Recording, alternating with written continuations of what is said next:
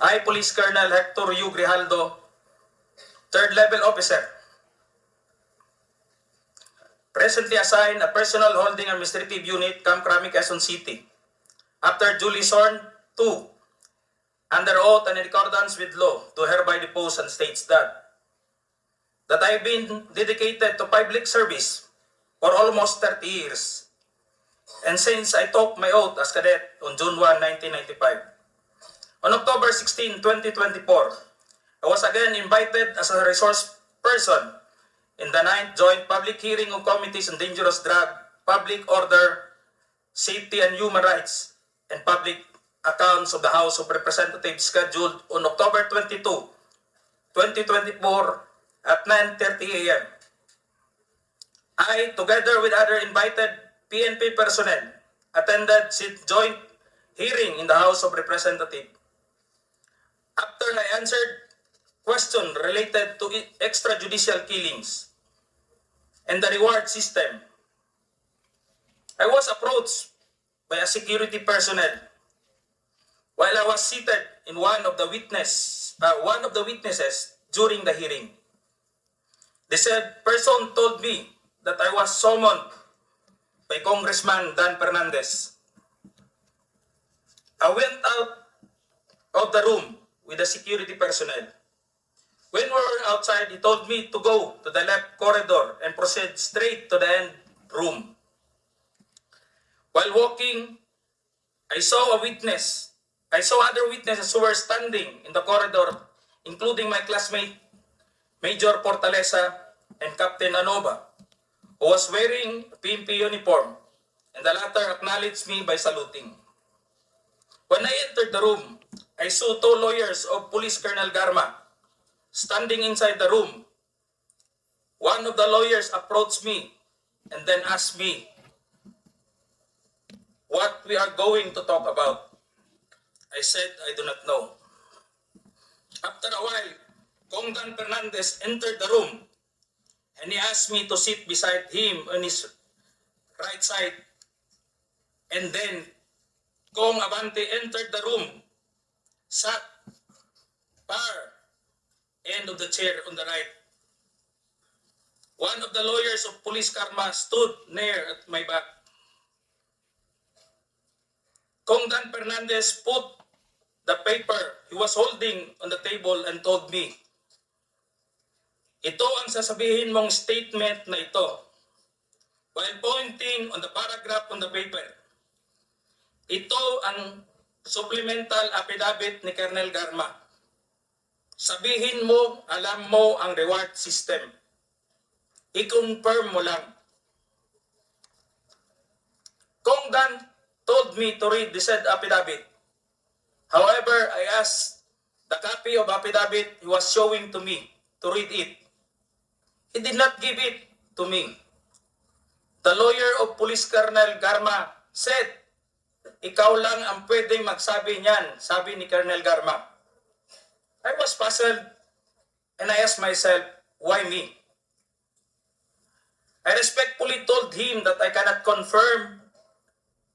They are saying as I have not read the affidavit. We went silent for a while. And then Kong Dan Fernandez said, while holding the affidavit, "Saan ka pwede?" "Dito, noong 1999, about DDS. Alam mo to, pulis ka na sa Davao nito." I politely told him that I was not still with the PNP because I was working with the Bureau of Jail Management and Penology in 1999 that time. After some time, Kong Abante asked me how many years do still I have with the PNP. I answered, I still have 4 years before my retirement. Then he made a remark, "Pwede ka pang maging general."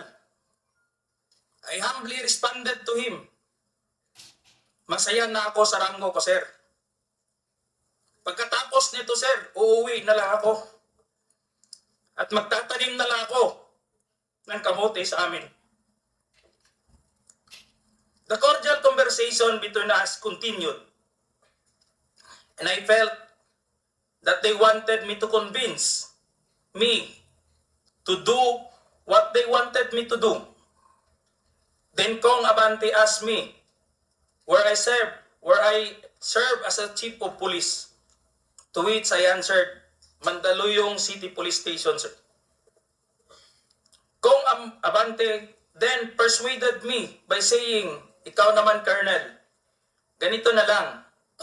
Alangan namang walang insidente o pangyayari sa panahon na yon.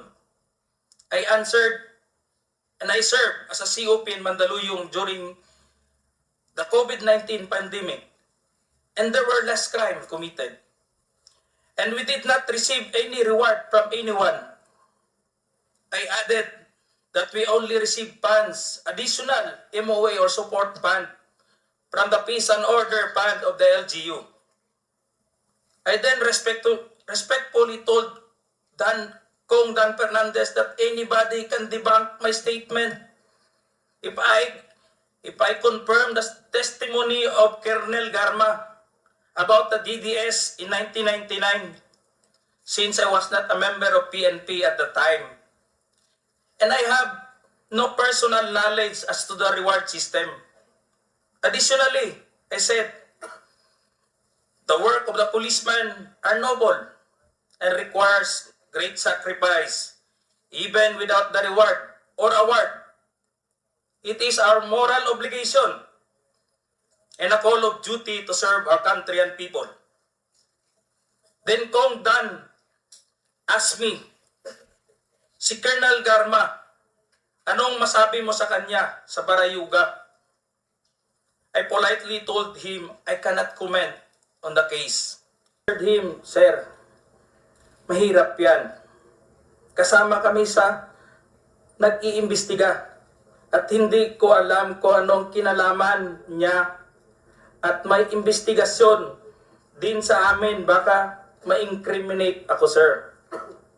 After the discussion, they did not give me a copy of the second affidavit of Police Colonel Garma. I felt that I disappointed them. Kong Dan Fernandez and Kong Abante left the room, while I and the two lawyers of Police Colonel Garma stayed in the room for a while. I presume that they are about to present the second affidavit of Police Colonel Garma. I asked the two lawyers of Police Colonel Garma why they have chosen me. They did not answer me and just stared at me. And that I went back to the hearing room. When I went back to the hearing room, I immediately called the attention of Police Colonel Lito Patay, who were sitting behind the witness table. We proceeded at the back of the lobby area when they suspended the hearing. I confided and discussed to him what happened in the room with Kong Dan Fernandez and Kong Abante and the two lawyers of Police Colonel Garma. That's all, Mr. Chair. Thank you, Colonel Grejaldo. What motivated you to speak before this committee?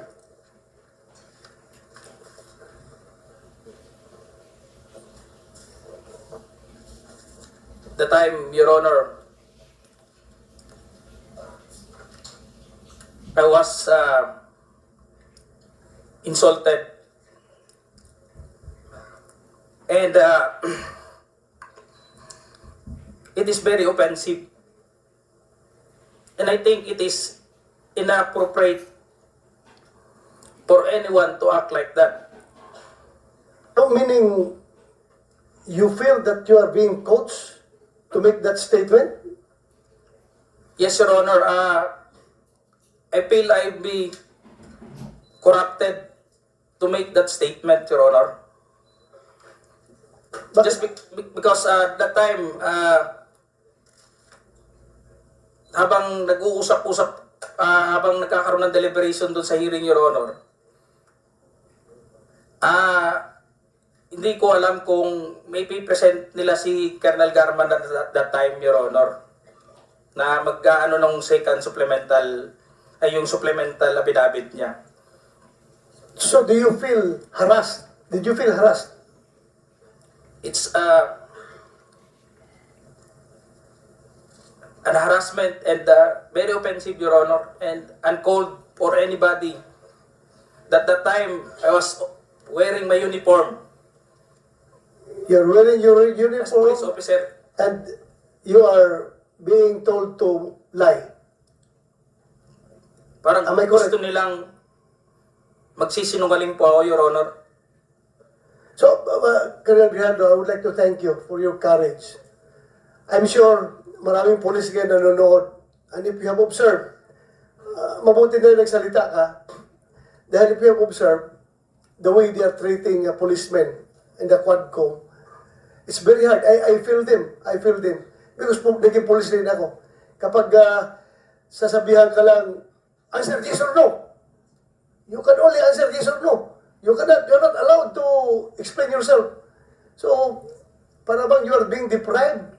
You are being deprived of your right to explain yourself. Kaya, lalong-lalo na kapag ikaw itinuturuan na itong sasabihin mo, itong paragraph sasabihin mo, o dito, pwede ka ba dito?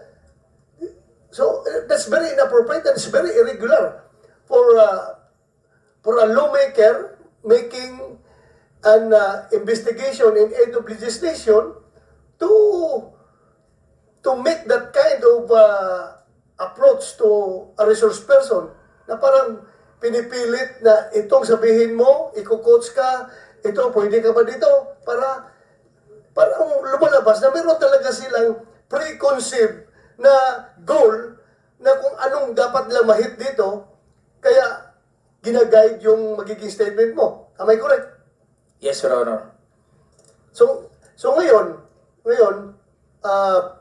Mr. Chairman, kung nakikinig yun ang Philippine National Police, lalong-lalo na yung liderato ng Philippine National Police, I don't know what's his reaction with the statement of Grejaldo, because Colonel Grejaldo is just, well, I congratulate him for being so courageous enough to speak up for the truth in behalf of all the policemen na parang winawalang hiya sa mga tao na dapat hindi magwalang hiya sa inyo. Ay, kung nakikinig yun ang Chief PNP, I hope this is your person, this is your man. Dapat dipinsahan ninyo ito. Huwag ninyo itong ilagay sa litsunan. Huwag nyo ilitsun itong tao na ito. Because he's standing for the PNP. Na dapat hindi ganun ang treatment ng mga resource person pagdating sa investigation. Kasi parang ang baba ng tingin sa inyo, ng nag-iimbestiga sa inyo. Yun lang ang nakikita ko, masyadong mababa. That's all, Mr. Chairman. Thank you, sir.